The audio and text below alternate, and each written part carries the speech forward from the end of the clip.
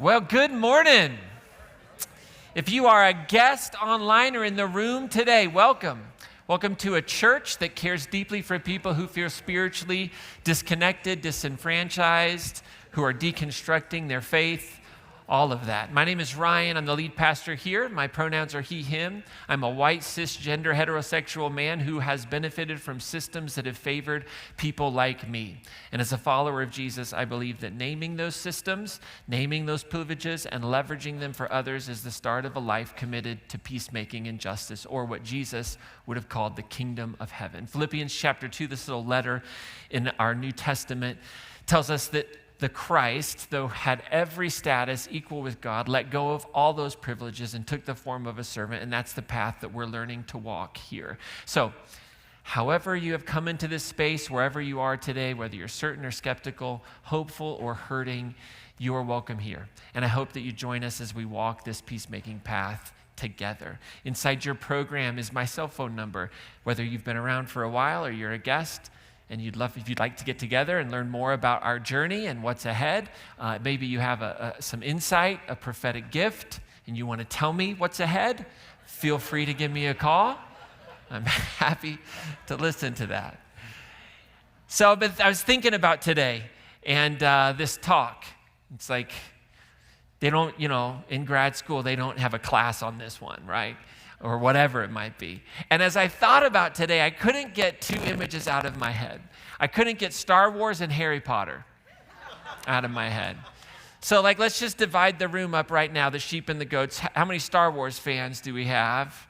All right, you can stay on my right. How many of Harry Potter fans do we have? I got it. Yeah, that's great. How many both? Raise your hand, both hands. Give me a charismatic church all of a sudden. Everybody's like, woo, I love it, right? And I was trying to think, why are these stuck in my head? How come I can't get rid of them? And I think maybe it's because I think that our church from its beginning, decades ago, has been in a battle with the dark side of religion.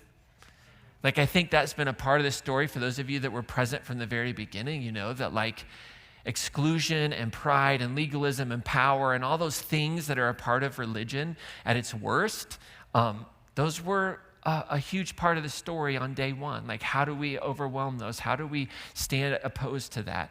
And that's just been a part of the story along the way. And there have been these moments in this kind of epic battle with the dark side of religion, right?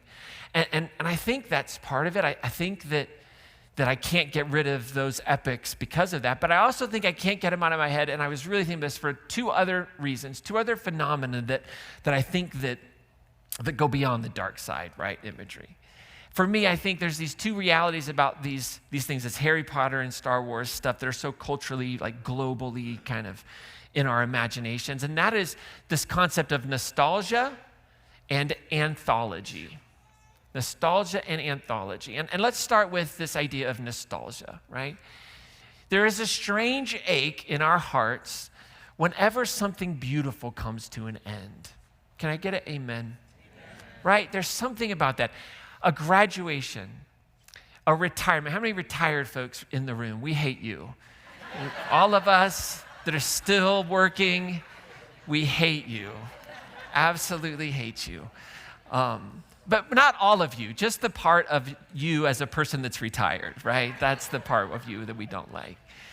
But you can probably remember, I've sat with folks who have been working through that process in retirement. While they're excited, they're nervous, and there's something that's missing and something that there's just angst about. Or there's a graduation party that celebrates all this hard work, and there's this ache about something that's changing. Or the day a child moves out. Let me know what that's like. We'll see one of these days. I hear it's tough. I don't know if I believe that bull or not. I don't know. But they come back, right? Yeah, exactly. I always want my kids to have a safety net, just not a hammock in my house. That's how I want them to feel, right? Maybe you're reading a book that you love, the last chapter of the book, you kind of close it and it's bittersweet, right? It's like, oh man, I can't believe it's over. I remember where I was literally where I was the day that I finished the Harry Potter book series. I remember where I was sitting, that moment. Casey's like, yes, Yeah, every time I finish the book series. Casey's read it like 85 times, right? And today feels a little bit like that, right? For many of you, for many of us, this building holds lots of memories. For some, it's 20 plus years of memories. For others, maybe a couple of years of memories, right? This is where children were dedicated. It's where weddings have been celebrated. Loved ones were remembered. Friendships began. Faith was rebuilt for some of you in this space. Tears have been shed, laughter in the hallways. People found hope where they thought all hope was gone. And so today feels nostalgic. And I hope that's not the only reason you're here. But it's powerful. It draws us, and it is a nostalgic moment.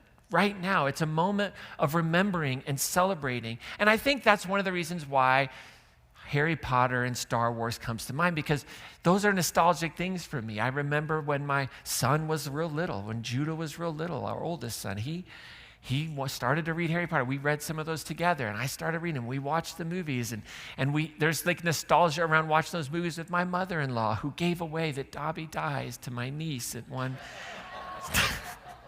It was such a tragic moment in multiple accounts, you know? And if you don't know that Dobby dies, that's not on me, okay? That's been out for decades, right? I grew up with Star Wars. Like, I remember the first time as a little kid, I was probably like 5, so one of my core memories of Star Wars being on a Sunday afternoon at somebody's house that we were at, and I was just like, what the heck is this? And I had all the toys, right? So there's nostalgia there. But when I also think about these stories, I think in the nostalgia, what makes them so powerful is it just wasn't one story. It's not one chapter or one book. They're anthologies. And we love anthologies. Why is that? Because we get to go on this journey with characters through this entire season. I mean, think about Star Wars and Harry Potter, right? Like, imagine if after destroying the Death Star, again, spoiler alert, that one's definitely not on me if you don't know, right?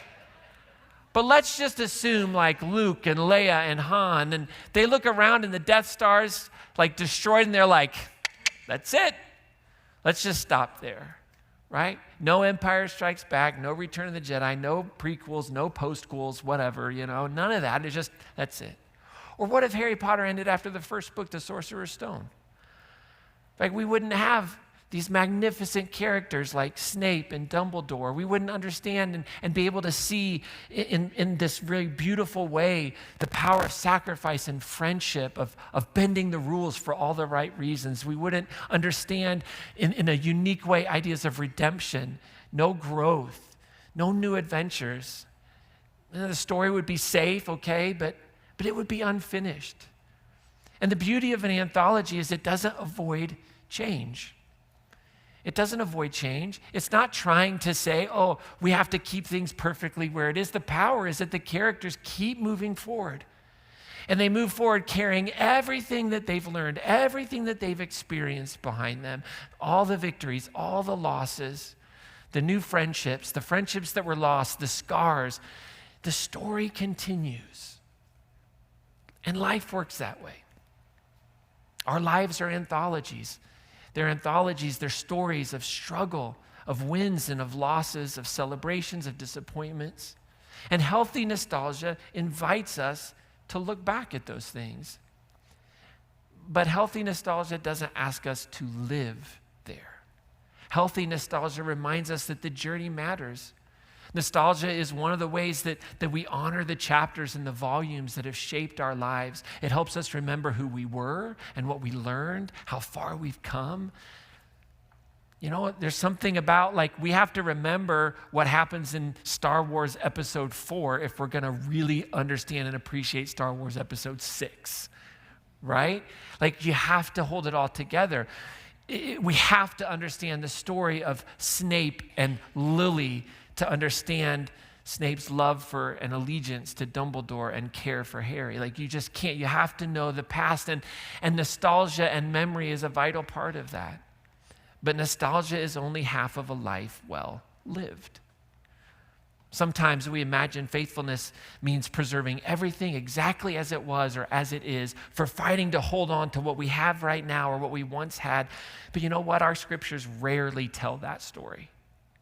I mean, scriptures tell the story of journeys, of change, of death and resurrection. The world changed in the stories of our scripture, and so the participants of that world changed as well. Think about it. I mean, from the first story in our text, from Adam and Eve, what happens? They leave the garden. There's change. Abram leaves home. Moses leaves Egypt. Ruth leaves Moab. The disciples leave their nets. Saul leaves his religion, his understanding of it. Again and again, over and over again, sacred stories remind us that life moves and that love calls us forward. And so the people of our scriptures, they were never meant to build kind of permanent camps around yesterday's miracles. That's not what they were called to do. They were meant to remember them. Our stories tell us they were meant to celebrate them, to learn from them, and then keep walking. Because nostalgia is beautiful, but nostalgia is not a destination. Life is not nostalgia. When nostalgia overwhelms our courage to move, death is knocking at the door. You know it. When you start thinking so much about the past, you know how that stunts your ability to have a future. And so life is an anthology of the work of love, capital L, in us and through us at particular moments in life. Nostalgia is a powerful encourager, but a deadly passion. Nostalgia is a powerful companion, but a dangerous guide. Nostalgia can fuel our courage, but it can also become a prison. Nostalgia is a wonderful place to visit, but a terrible place to live. And so Scripture's full of stories that honor nostalgia, but refuse to allow people to be imprisoned by it. I think about when the Israelites crossed the Jordan River and Joshua instructed them to gather 12 stones from the riverbed. And they piled these 12 stones. And it wasn't because those stones possessed power, but it was because people tend to forget, and the stones would become a reminder. And Joshua said to the people, when your children ask, what are those stones all about? You tell them the story. Tell them what happened. Tell them where you've been. Tell them how far you came. And we have stones in our lives as a community of faith, and this building is one of those stones. I'm going to be careful not to stay at one of those places you got stoned. But maybe you did. I don't know. And you can figure out which type of stoning you got when you were here. I don't know. But this auditorium that we're sitting in is a stone of sorts. The classrooms are stones. This stage is a stone. The hallways are stones. And I have personal moments. I can remember standing up here and remembering my mother-in-law who lived with us for 6 years and celebrating her life in this place. I can remember when I came here, and it was everybody was super excited back then about me. The jury has come back in on that one. And I can remember those moments. I remember difficult moments and difficult conversations. Maybe you have those moments as well as you pause and you think about this space and the stones that you could gather. Those memories are stones, and they remind us that love has been here. That we experienced love, and we gave love in food that was delivered in hard seasons. Love in every volunteer who showed up week after week after week. Raise your hand up nice and high if you've ever volunteered in this building. Yeah, we're looking at you that don't have your hands raised. No, I'm just kidding. You're like, this is my first time here, Ryan. Back off. It's fair. It's my last time here, so it's okay.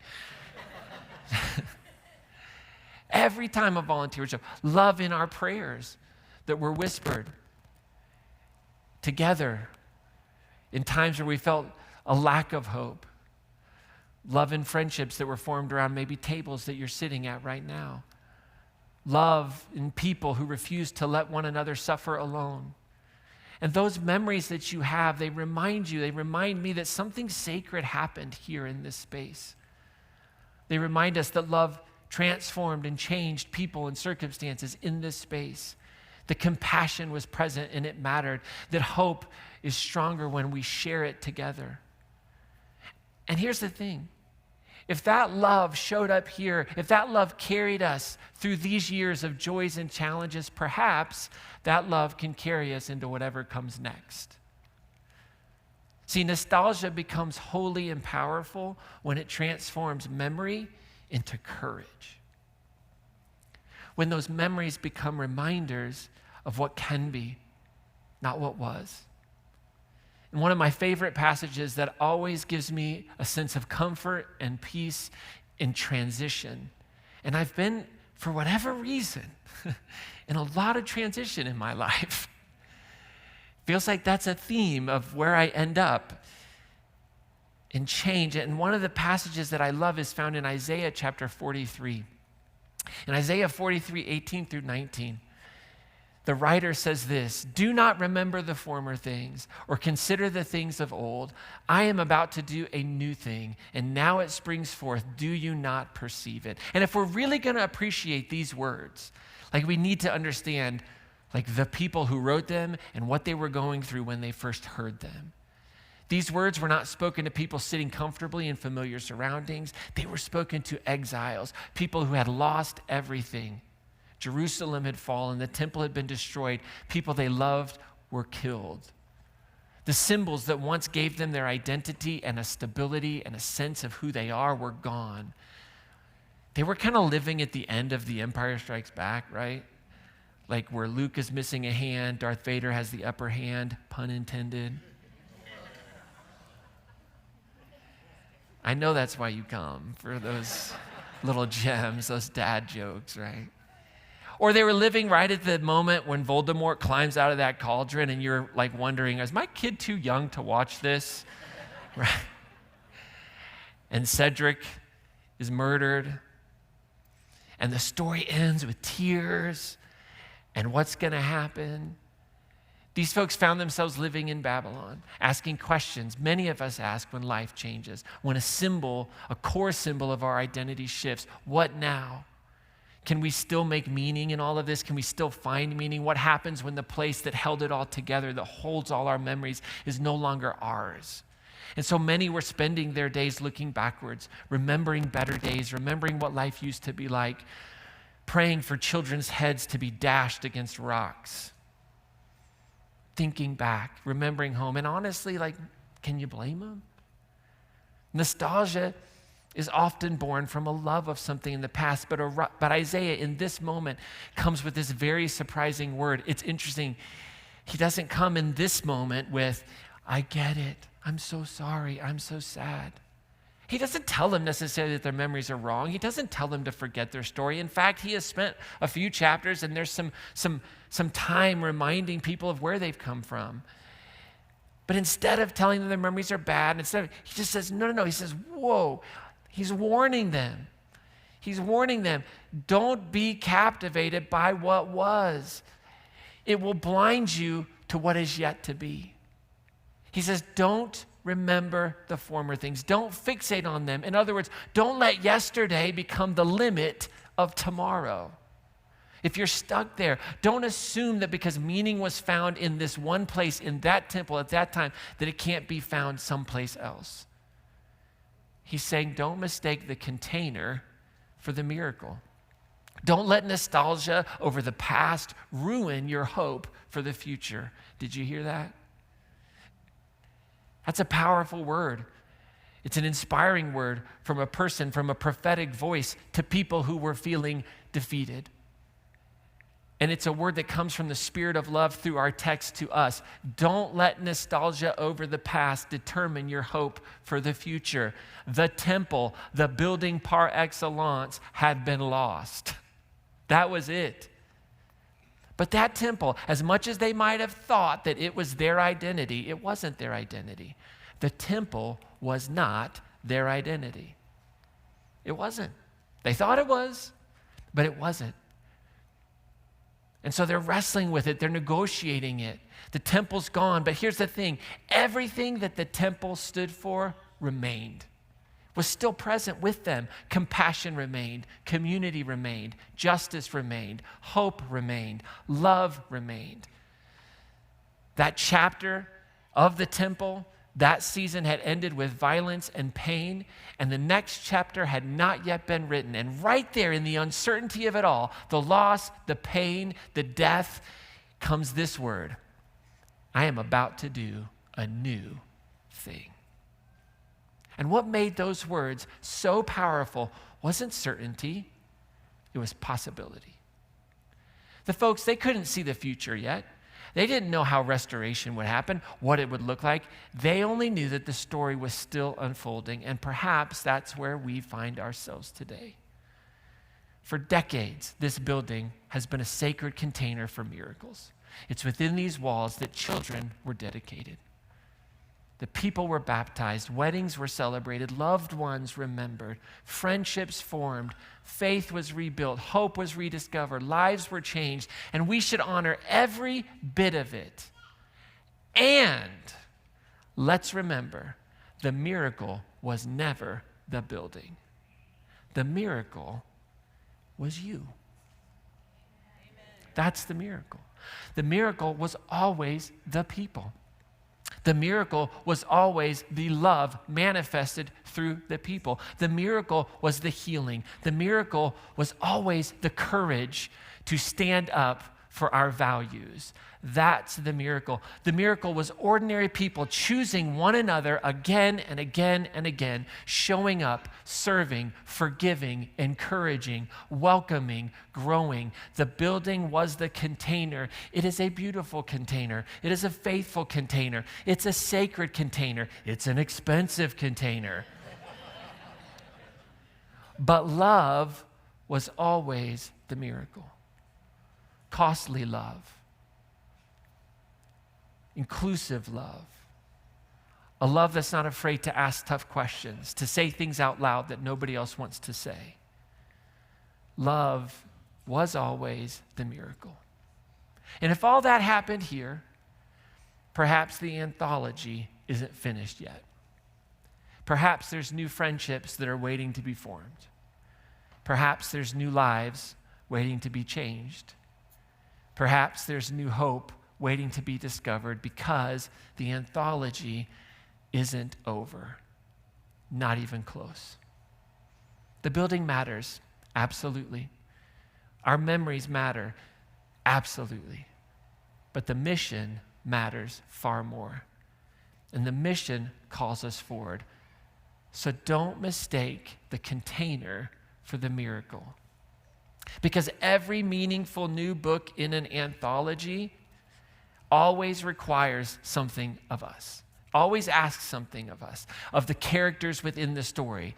It requires trust, it requires participation, and it always involves risk. I always think about that, like somebody writes the first book and it's wildly popular. I've never done that. I've never done anything wildly popular, right? But let's assume for a second I do. Like, I would think it'd be paralyzing to go, what happens if the next one isn't as good? Right? Like, yeah, everybody loved The Cauldron, and everybody loved the first one, but what if I can't produce the second one or the third? Like, what happens if it's and we know that it's not a guarantee. There's a lot of part twos that should have just been left at part ones, right? But there's a lot of part twos and part threes and part fours that are absolutely amazing, that blow the part ones out of the water. Because every new chapter, every new book in the anthology is worth taking the risk for. There's risk in loving, there's risk in serving, there's risk in dreaming, there's always risk in changing. The safest place for a boat is in the harbor. Maybe even outside the harbor. But boats weren't built for harbors, they're built for oceans. This move that we're getting ready to take is a risk. I have no idea how many of you are going to show up. I don't know. I thought about having y'all close your eyes and raise your hand and let me know just so I could sleep a little better. But then I'm too scared how many of you aren't going to raise your hands, and then I won't sleep. So, we're not going to do that. But there's a risk. But here's the thing that I know about this church. Every meaningful chapter in our history involved a risk. Starting this church involved a risk. People risked reimagining a way of being that would welcome folks who felt unwelcomed. People risked building this building. People risk dreaming bigger than their circumstances. People risked holding true to their values even when half of the people walked out. There's always been risk. And now it's our turn. Not because we know what comes next. Oh, hell no, I have no idea what comes next. None whatsoever. But I know if we're together in it, that's where the miracle is. Every worthwhile adventure requires people willing to take the next step before they can see the whole path. And so Isaiah tells us, do not remember the former things and consider the things of old. I'm about to do a new thing. Now it springs forth. Do you not perceive it? Some of us are like, nope, I don't perceive it. But I'm here for it. So how do you and I come to this very kind of epic moment and bring it into real practical things? Like, how do we create a strong intro to the next story? Like, how do we build that bridge into this next moment? So I want to give you 3 simple, practical ways that you can do that. You're going to like 2 out of the 3. I'm going to save the third one for last. I'm going to keep that one real short, okay? First one, participate in the packing. Many of you have already signed up. Here's the thing. When we show up, every box that we pack, believe it or not, is an act of hope. It says, this isn't it. Every volunteer hour says, I'm in. Every trip you make to the storage unit, keeping it nice and organized so we know where things are, every part of that, it says, I believe the next chapter matters. That's one thing. Second thing, participate in the programming, particularly the programming over the next 2 or 3 months. And I know you're like, but Ryan, it's summer. I know. So when you can, I'm just going to ask, even if you're kind of an online person, I totally get that. Show up as much as you can to the things. Your presence matters. God doesn't love you any more or less, okay? I do, but God doesn't, all right? But I never claimed to be God, right? Not even close, right? No. Like, participate, show up. I want to say invite people, but it might not be the best time to invite people. I don't know. But like, you know, if you have an adventurous person, bring them along for the ride. But be a part of the community in this season. In the next few weeks, there's some really powerful things. On the 10th, we're participating, helping out the Loveland Community Kitchen with a concert right on the Foundry. You're like, but I don't know the band. I don't care. If you think you're showing up for the band, you've misunderstood what this whole thing's about. Show up, talk to some friends, bring your lawn chairs, grab some drinks, hang out, be present with one another to build community. Be a community builder in this next season. Show up. As you think about the future beyond this summer and some of the things that are happening as we kind of transition in, and you might show up and be present for the sneak preview on the 12th. Maybe you then come out, pick one of those services, 9 or 10:30 when we start those on the 19th. Serve one and sit one. Create the community. Maybe lead a group of some sort. Oh my gosh, Ryan. Now you're going crazy. This is what you're asking. I know. It's not for everybody. Start a game night. Lead an after-church beat-up group in downtown. Everybody's traveling in. Say, hey, I'm going to hang out over here at the Love Shack. If anyone wants to come, I'd love to get to know you. We're going to explore, whatever it might be. There's all kinds of ways. Dream about what you can do to make this next story powerful. Because you are the miracle. We're the miracle. What will make this next season, right, special isn't another building. It's us. It's you. It's certainly me. I make everything special. Thank you. Matt, you can go with us on the move. That's good. It's the kindness that we bring. It's the creativity that we bring. It's the generosity we bring, the welcome that we bring, the fun that we bring. This week we received this really warm note on Facebook regarding our move. Not all of them were warm, but some of them were. And this one really speaks to, and it encourages you and encourages us. And we asked this person if we could read it to you all, and they said yes. And here's what it says. I just read that you are moving downtown. Best of luck to you in your new home. I attended Crossroads for a long time, starting back at Loveland High. I was involved in the campaign to raise funds for the Taft site. I attended there for a long time as well. This person said, I no longer go to church. I think most churches in our country and most who call themselves Christians have lost their way. But I still follow your page because I think you guys are different. You get it. You still preach the love we're told to live with. I love that word still. This isn't a new thing for Crossroads.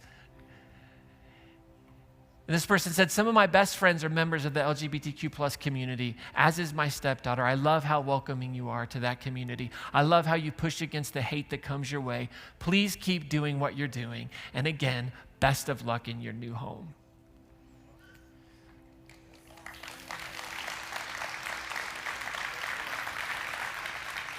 Here's what I want you to hear. Please keep doing what you're doing.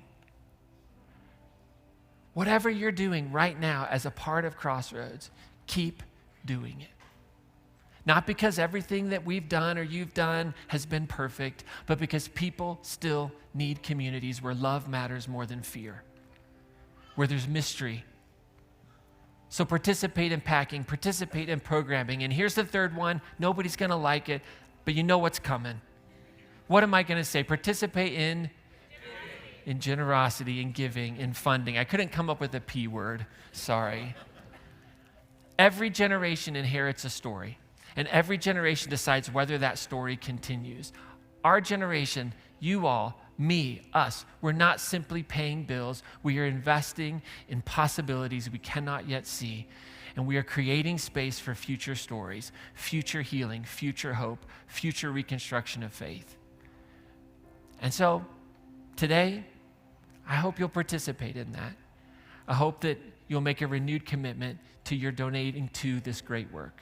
Again, I'm not this person who's going to tell you God's going to bless you if you give. But I will tell you this. I believe deeply that generosity transforms us. I love giving. I love giving to things that our family believes in. I love it. And so I hope you believe in this work. I hope that you'll give regularly, continue to do that, even as we go through this very, very wild season. And so, today we honor the building. We honor every volunteer, every child, every baptism, every prayer, every meal, every song, every act of kindness that happened within these walls. We are grateful. I am grateful, deeply grateful. And we refuse to mistake the container for the miracle. And we are not finished. I don't know if you know it or not, but this building was never the destination. It was a book in the anthology, a beautiful book, a sacred book, a book that shaped many of us, but the story continues. We carry the memories with us, we carry the lessons, we carry the values, we carry the hope, and the same love that met us here will meet us there. The same compassion that built community here in this chapter will build community in the next chapter. The same courage that carried previous generations forward now lives in us. And we don't know exactly what comes next, but we know who we are. We know what we value. And we know what kind of community that we are becoming. And that's enough. And so today, as we come to this moment of communion, as we come to the communion table, it's a great opportunity of us to remember that communion is a moment of remembrance. Every communion table is an act of sacred remembering. Not remembering, though, to stay in the past, but remembering so we can carry it forward. Jesus said, do this in remembrance of me. And he didn't say that so the followers would become trapped in nostalgia and go, man, we got to get back up to that upper room. We got to get back up to that place where we had this meal before the Last Supper. I mean, man, that was a good time. How do we get back up there? No, it was so that love could continue writing new chapters in every generation. we remember in this moment the endless love represented in these simple elements: the bread and the cup, the broken body of Christ, the shed blood of Christ. And in our remembering, we consume that love and we carry it with us as individuals first into our everyday normal peacemaking lives, and we carry this love as a community into this next book of the anthology that is Crossroads. Our communion song today is a brand new song. Imagine that.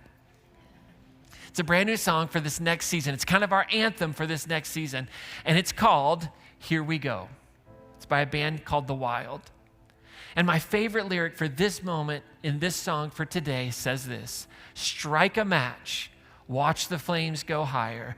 We can burn much brighter if we don't look back. And then it says, what does it take to leave it all behind? I love this line. Well, we'll see it happen one step at a time. In other words, I don't know. So I want to invite you to stand.